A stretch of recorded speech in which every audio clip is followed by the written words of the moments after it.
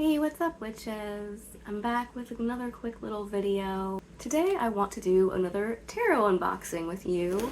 This time we're going over the Druid Craft Tarot. So let's get into it. Alright, so as you can see, this is a big one.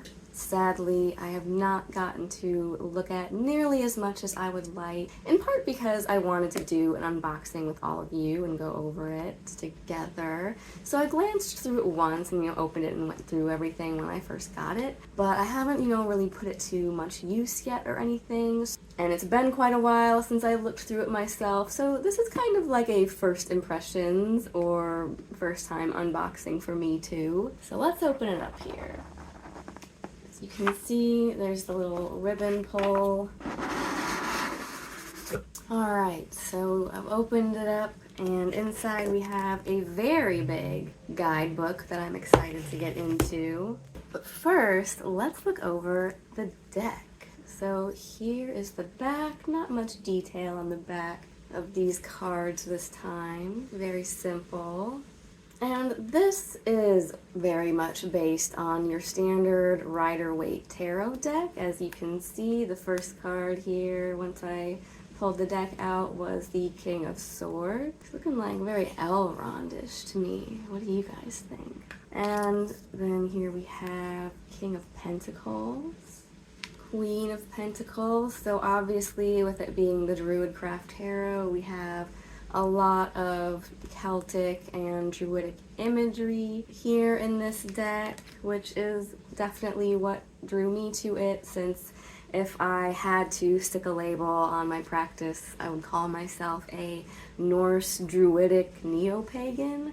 So Druidry and Druid craft is definitely something that I've just always been interested in. I did my whole 3-part video series all about Druidry and, Druidry with Norse paganism. So this was definitely one that, much like the Viking Oracle deck, I had to add to my collection.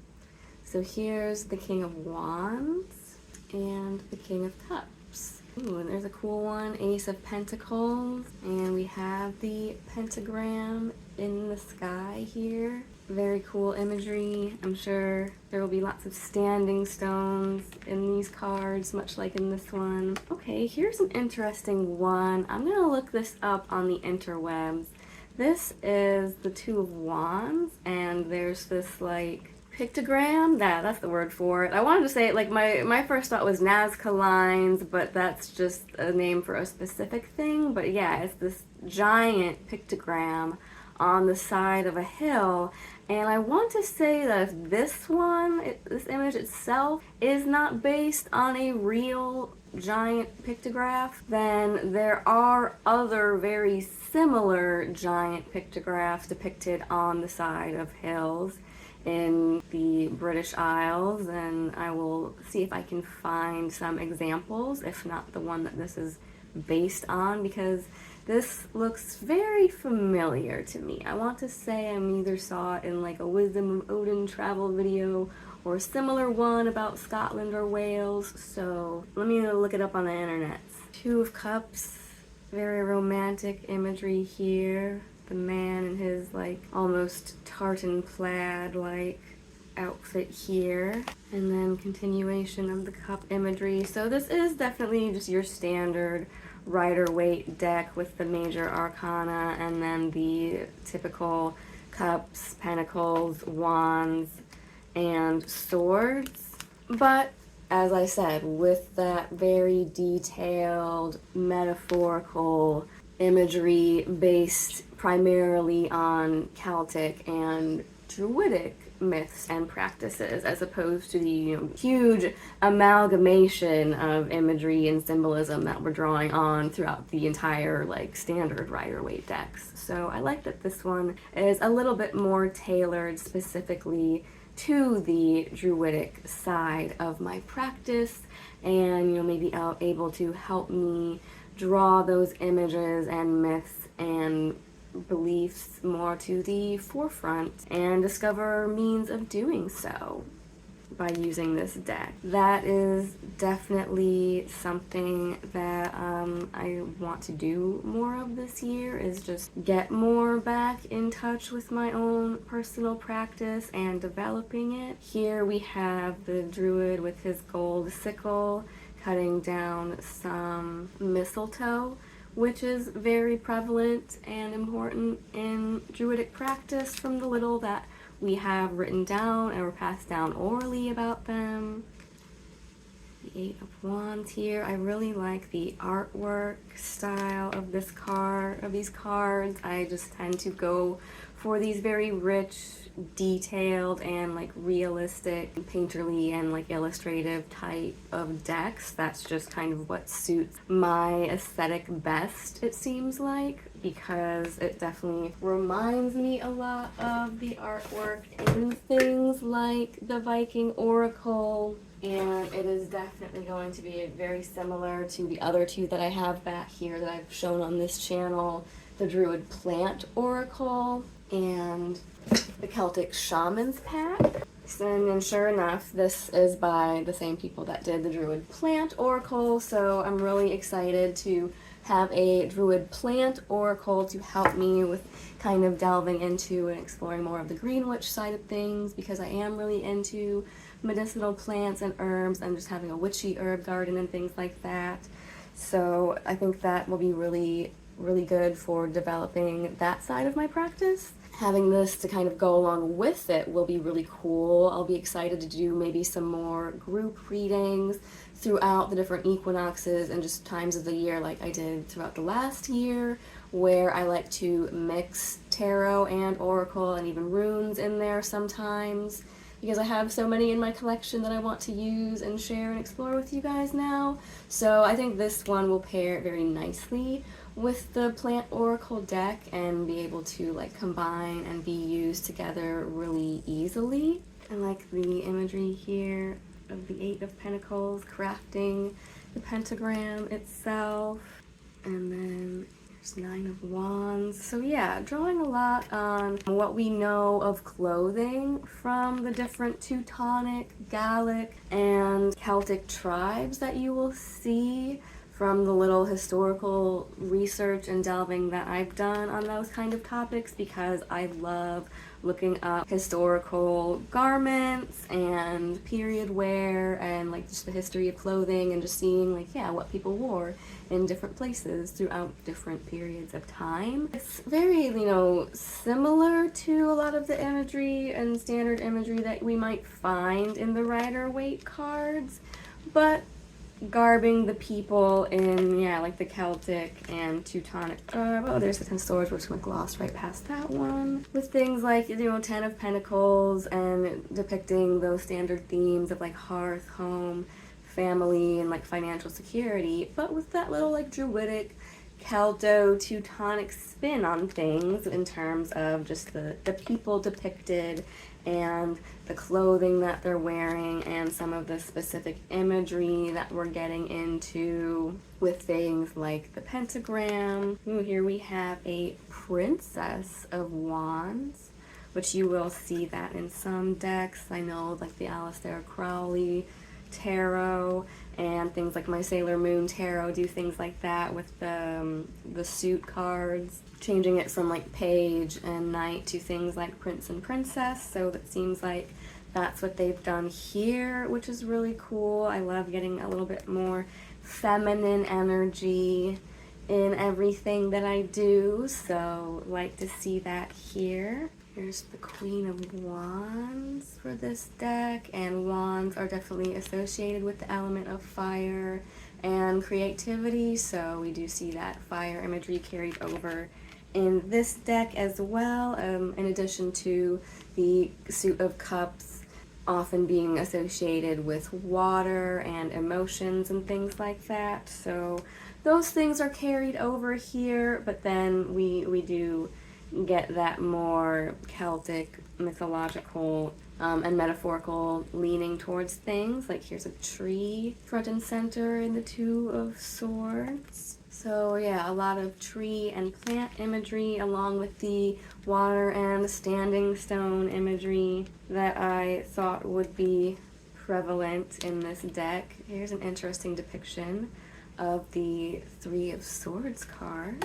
Let's get into some of the major arcana cards. So here we have the World, and we've got some, like Celtic knotwork in there this time. The Sun, very standard depiction. And then here's a new one, which maybe similarly to when I did my Viking Oracle read through. We can look this one up in the guidebook because it says Rebirth, and that is not a standard Rider-Waite Arcana card. So I'll set this one aside and we can come back and revisit it in the guidebook and see what the layout of the guidebook is and what it has to say about this card, because once again, just like with the Viking Oracle video, I feel like Rebirth is a very apropos card to focus on for this time of year. We just got into the new year and past the winter solstice, so there's all that pagan and Celtic imagery of the sun being reborn this time of year, and it also has a little rabbit on it, which happens to be one of my Philia. So we'll definitely come back to this one. So here we have the first card, starting off with a 0, which, just like in the standard deck, is the Fool. The Magician looking very druidic, Odinic even. Put a link up in here to my Was Odin a Druid Priest video if you want to check that out.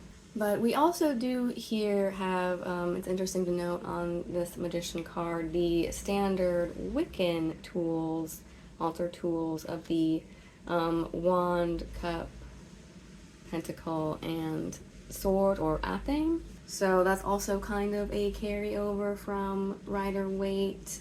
So I think you will see all the tools of the different minor arcana suits shown in the Magician card typically, but here it's also kind of leaning into that more new age amalgamation of the little that we do know of what might have been historical druidic practices, mixed with a little bit more new age. I don't want to, I hate to say generic, but nowadays it is kind of a problem to have these generic amalgamations of things that are just lumped in together under Celtic, when that is, when you dig beneath the surface of the term, such a wide-ranging and diverse group of lands, peoples, and cultures, that it's kind of a disservice to just say that anything with those cultural themes or images is Celtic,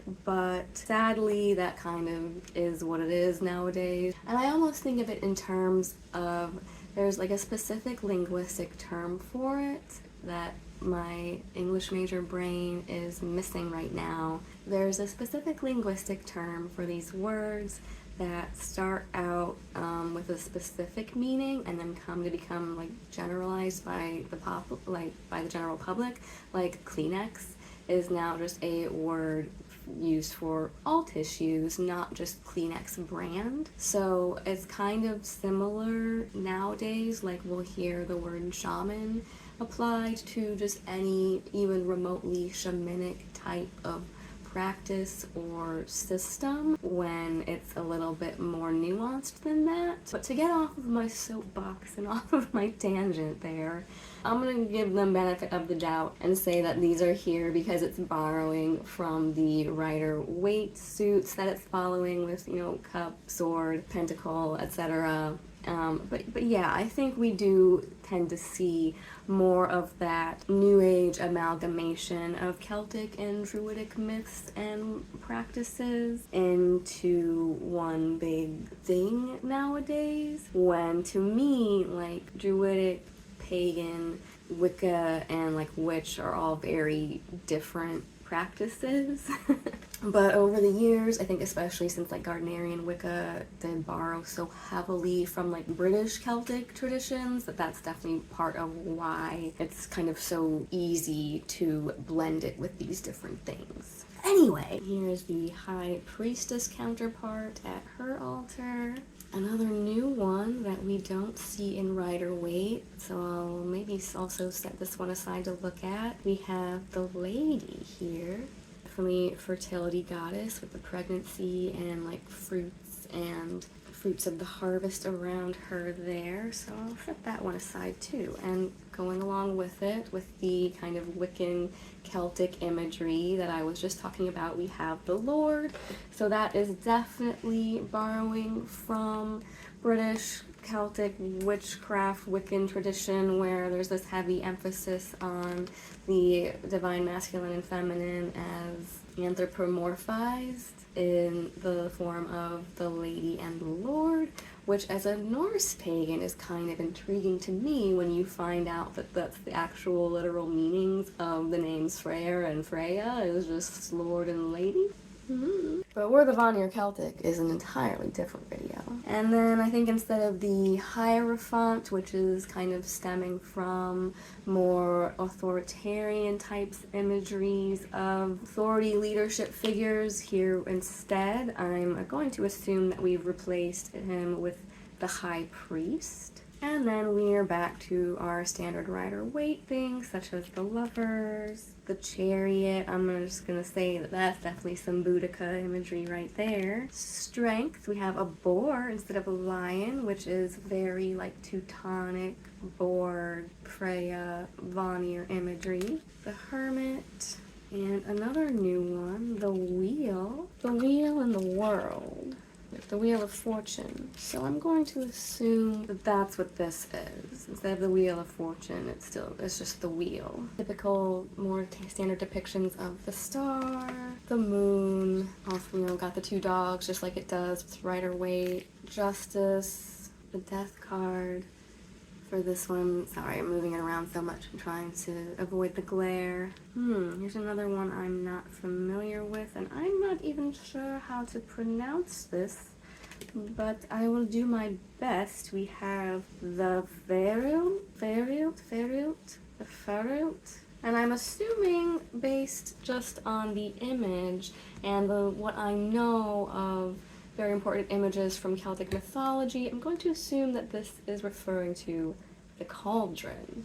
So we'll set that one aside to look at as well. And then we have a pretty standard depiction of the Tower card, and a new one that I'm very excited for because he's one of my favorite gods and one of the oldest.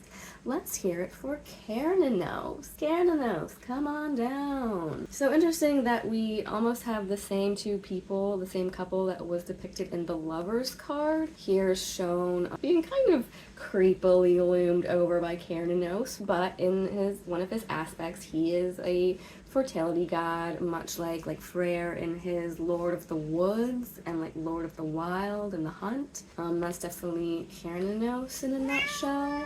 What? You have something to say about Cernunnos? Let's maybe explore some of these that are new to this deck. When we plunk out this huge guidebook here, which if it's anything like, the Celtic Shaman's Path and those type of guidebooks, there's going to be a lot of just like extra info and maybe like some touching on the mythological backgrounds for some of these images like we had in that deck. So Rebirth is Roman numeral 20, so I'm guessing that's going to be toward the end. Here you can just see very nice big pages with a kind of sepia black and white toned image of the card itself on the page, and then much like some of the other books we have keywords, and then I see that it does also give you reverse meanings here, which is good if you are into that kind of thing. I typically don't read reversals, but it's nice that they give you the option to read cards that way if you choose to do so. So here's the first one I came across, which is the Feralt, which is this image of a woman kind of making a potion over a cauldron. And so the keywords that it shows here are fluency between worlds, creativity, harmony, peace, alchemy, and magic, which I think are all definitely things symbolized by the cauldron. And the description says, "It is Beltane. In the distance we see Glastonbury Tor and Chalice Hill on the horizon, joined by a rainbow." So that is indeed the Tor that you can see, or hill, which is sometimes rumored to be the real site of King Arthur's Camelot. In the foreground, we see Brigid, who is definitely a goddess who, aside from Freya, I have been long drawn to, and she gives me a lot of similar energy to Freya, but she covers a lot of wide-ranging aspects that aren't attributed to Freya, such as blacksmithing, which is cool because I feel like that's typically a more masculine art. So to have a female goddess be the goddess of blacksmithing is really cool. And she's definitely associated with fire imagery a lot. And it says that the woman in the card is both Brigid, the goddess of flame and holy well, and a woman in her service, a Feralt or Druid alchemist. So a Feralt is apparently a word for a Druid alchemist who combines the powers of fire and water to create harmony, balance, and transformation. I know that's, yeah, definitely a very legendary magical thing, especially where like alchemy is concerned, is being able to somehow trap or contain fire within water and mix these two diametrically opposed elements. She mixes a potion from which steam is rising, symbolizing fire and water mixed with air. She pours a red liquid into a vessel containing white liquid to make gold, eternally mixing the waters of life in a process which is erotic, medicinal, alchemical, and philosophical. Around her we see herbs drying, a besom or broom propped against the wall, and parchment manuscripts being stretched on with witch stones, stones of pebble or flint with naturally formed holes in them. I definitely like collecting hagstones myself, and it does say that stones with these naturally formed holes in them are thought to ward off evil, and also known as hagstones, fairy stones, or eye stones. Since this card represents the great work, the great rite at a deeper level than portrayed in the Lover's card, which I'm assuming means like the alchemical or sacred marriage, we see its symbol as the hexagram along with the related symbol of the snake and egg, and that is definitely something that you will find in like Rosicrucian imagery and like the homunculus and yeah, like the alchemical marriage and things like that. Which I think if you get into things like the Secret Teachings of All Ages, which has like a passage on Druidry, and talks about like Druidry as like kind of a mystery religion or like mystery cult type thing, that is when you will see a lot of that type of imagery being incorporated. This card in the Major Arcana in this deck represents the end of the second series of 7 cards and the end of the second degree of Druid or Wiccan training. So that just confirms for me that they are also borrowing very heavily from Gardnerian Wicca and that type of imagery in this Druid tarot deck. So it says the traditional name for this card is Temperance, which comes from the Latin temperare, which means to blend and harmonize opposing factors. So I think especially with like her constantly pouring back and forth these liquids, trying to incorporate water and fire together, and it being an insert or replacement for temperance, I think another good keyword for this card would be balance. So it says this process is fundamentally alchemical and touches upon the central theme of Druidcraft depicted in the alchemical tale of Caradwen and Taliesin, which is, again, where the mythological imagery of the cauldron is perhaps most prominent, and also touches on concepts such as reincarnation and rebirth from going into and coming out of the cauldron. And just how I said that interesting, like, they have Prince and Princess cards in this deck because that's what the Crowley Tarot deck does. They name drop him here and say that for this reason, Aleister Crowley wrote that this card represents the completement and the fulfillment of the lovers. So I was correct in assuming that perhaps the people here are the same as depicted on the lovers card. And it says, in the traditions of the 19th and 20th century Druid revival, The Faerult were Druid alchemists who were said to live in the magical city of Dinas Afaron in the mountains of Snowdonia. Much of the work of Druidcraft can be seen as an alchemical process of uniting and combining different elements of the self to achieve wholeness, illumination, and a release of our creative potential. So it gives the specific meaning of this card as it relates to this deck and in a reading as really, really high. The primary meaning behind this card, as it would be in a reading, is harmony and successful creative endeavor. To find this card in a reading is extremely auspicious and may well indicate that you are entering a phase of successful creative endeavors. The period of waiting patiently for the Awen of inspiration to distill, as portrayed in the card of the Hanged Man, is over. It also gives an overall message at the end, which says, the message of the Faerult is allow inner and outer, masculine and feminine, to blend within you to give birth to your creative self. And then, since I think we're all at least vaguely familiar with Kiernanos and who he is and the fact that he exists, I'm going to instead look up this rebirth card for us to go through, since, like I said, I think it's very appropriate for this time of year, and I'm curious to see what it says about this card. Oh, it's not quite the last card of this version of the Major Arcana, which is the World in this deck, but it's the second to last. So for this one, it says, here we see the initiate being reborn from the temple tomb of Newgrange, which is what I thought the reference of this spiral rock was, because we see this at Newgrange. This figure is the same as the Fool, as the child represented in the sun, and soon to be seen as the hermaphroditic world figure in the last card. But here emerging from the womb of the temple on the morning of the winter solstice, so again, very appropriate card for us to delve into since we just passed that point, and we are now in the rebirth period. The priest initiator stands outside the entrance, blowing upon a ritual horn.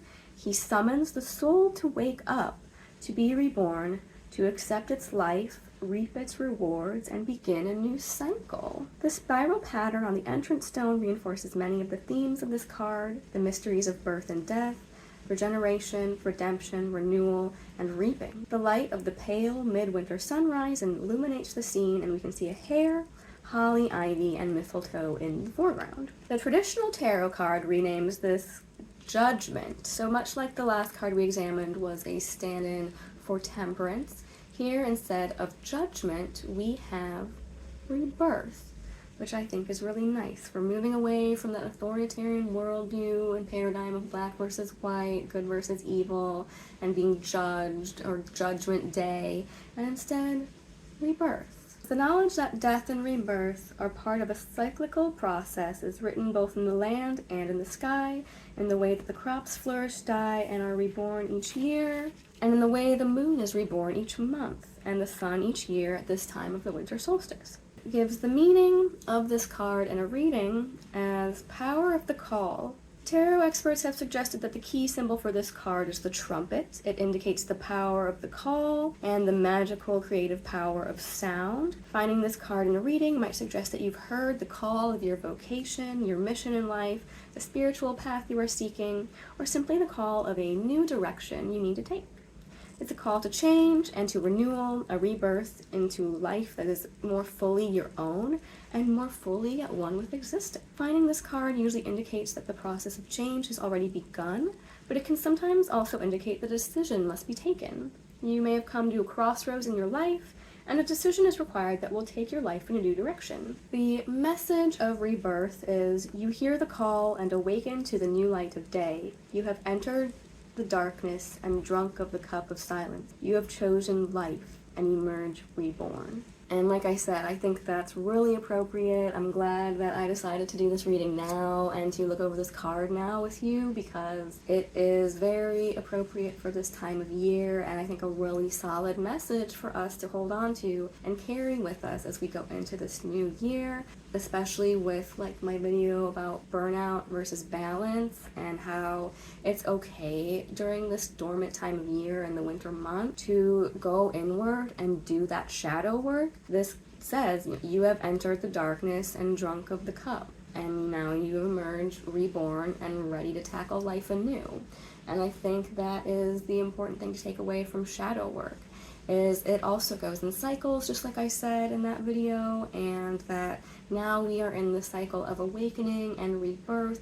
Just as the sun and the light of the world is going to be coming back, we can feel that growth and that call to action and renewal growing within ourselves, and that energy growing. And so now is going to be the time to be, planting those little seeds and thinking about how we want to carry that new energy of rebirth forward with us into the new year.